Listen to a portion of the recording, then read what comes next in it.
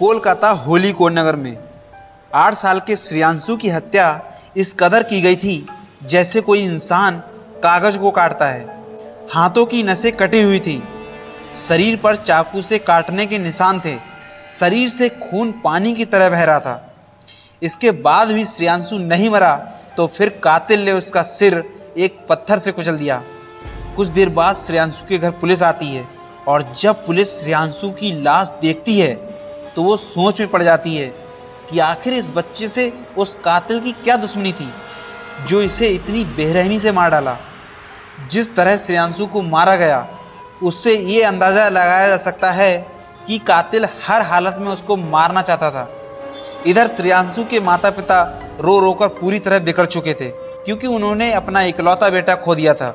Dead body को postmortem को भेज दिया जाता है।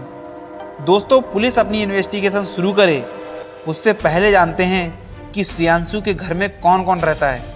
श्रेयांशु के घर में 3 लोग रहते हैं, वो और उसके मदर फादर। माँ का नाम शांता शर्मा और पापा का नाम पंकज शर्मा। उसके पापा कोलकाता की एक प्राइवेट फर्म में जॉब करते हैं और उसकी मदर भी एक वर्किंग है। श्रेयांशु का जन्म उनकी शादी के 2 साल बाद हुआ था और वो करीब 8 साल का था और 4th क्लास में पढ़ रहा था। और ये फैमिली बंगाल की राजधानी कोलकाता से 18 किलोमीटर दूर हुगली ज़िले के उत्तरपाड़ा इलाके में रहती है। 18 फरवरी 2024 की शाम को अचानक एक मकान से चीखने और चिल्लाने की आवाज़ें सुनाई देती हैं। पता चलता है कि 4th क्लास में पढ़ने वाले श्रेयांशु का किसी ने बेरहमी से कत्ल कर दिया है। कत्ल भी ऐसे वैसे नहीं बल्कि सिर को कुचलकर, हाथों की नसें काटकर, ईंट से मारकर और चाकू से गोद कर किया है। पुलिस अपनी इन्वेस्टिगेशन स्टार्ट करती है। पुलिस की छानबीन श्रेयांशु के घर से होती है। छानबीन के दौरान घर में किसी के अंदर आने के निशान नहीं दिख रहे थे और घर का सारा कीमती सामान अपनी जगह पर था। ना कोई चोरी ना डकैती। पुलिस को कोई सुराग नहीं मिला।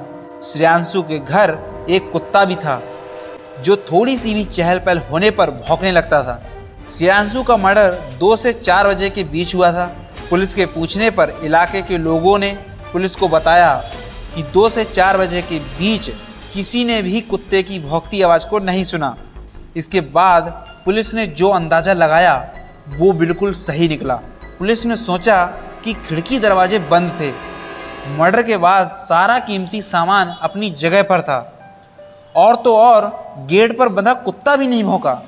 इसका मतलब श्रेयांशु का मर्डर किसी और ने नहीं बल्कि घर के किसी इंसान ने किया है। इसी बीच पुलिस ने मोहल्ले में लगे कैमरे को चेक किया। कैमरे में कैद हुई एक महिला की वीडियो को निकलवाया जिसे देखकर श्रेयांशु के पापा पंकज शर्मा कहते हैं कि ये तो इशरत परवीन है। दोस्तों, इशरत परवीन शांता शर्मा की बहुत ही करीबी दोस्त थी जिसे श्रेयांशु मौसी बुलाता था और इशरत परवीन का उनके घर अक्सर आना जाना था। उसके बाद पुलिस शांता शर्मा के फ़ोन की कॉल डिटेल निकलवाती है। कॉल डिटेल देखकर पुलिस शॉक रह जाती है और फिर व्हाट्सएप डिटेल भी चेक करती है जिसमें शांता शर्मा और इशरत परवीन की चैट मिलती है जो सबको हैरान कर देती है क्योंकि उन दोनों औरतों का अफेयर चल रहा था जिसके चलते वो दोनों अच्छी बुरी चैट करती थी, साथ ही अश्लील फ़ोटो और वीडियो भी एक दूसरे के साथ शेयर करती थी। इसके बाद पुलिस ने इशरत और शांता शर्मा दोनों को पकड़ लिया। पुलिस के पूछताछ करने पर शांता कमज़ोर पड़ गई और उसने सारा सच उगल दिया और पुलिस को बताया कि उसने ही अपने बेटे श्रेयांशु को मारा है और इशरत परवीन ने इस हत्याकांड में उसका साथ दिया है। लेकिन पुलिस के सवाल अभी भी ख़त्म नहीं हुए थे क्योंकि अभी उन्हें पता लगाना है कि आखिर शांता शर्मा ने ऐसा क्यों किया। दोस्तों, श्रेयांशु जब स्कूल से घर आया तो उसने अपनी माँ को इशरत परवीन के साथ बेड पर सेक्सुअल सिचुएशन में देख लिया था। शांता शर्मा अपनी गर्लफ्रेंड इशरत परवीन के साथ होश गंवाए हुए फिजिकली उस पोजीशन में थी कि वो ये भूल गई थी कि दरवाज़ा बंद है या नहीं। यहाँ तक कि उसे ये भी ध्यान नहीं था कि श्रेयांशु के स्कूल से आने का टाइम हो चुका है। ऐसे में जब श्रेयांशु ने अपनी माँ को उस सिचुएशन में देखा तो वो बहुत ही ज़्यादा डिस्टर्ब हो गया था। उसके बाद श्रेयांशु रोज़ अपनी माँ से लड़ाई झगड़े करने लगा था और उसी नेगेटिविटी से जूझ रहा था। अब पहले से श्रेयांशु के व्यवहार अपनी माँ के प्रति काफ़ी बदल चुके थे।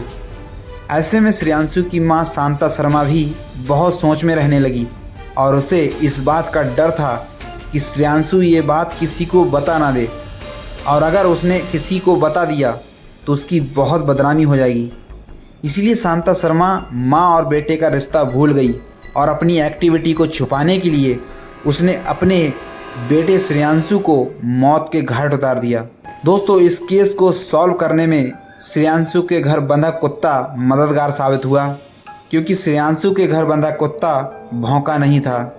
इसीलिए पुलिस को अंदाज़ा हो गया था कि कातिल कोई बाहर का नहीं, घर का ही है।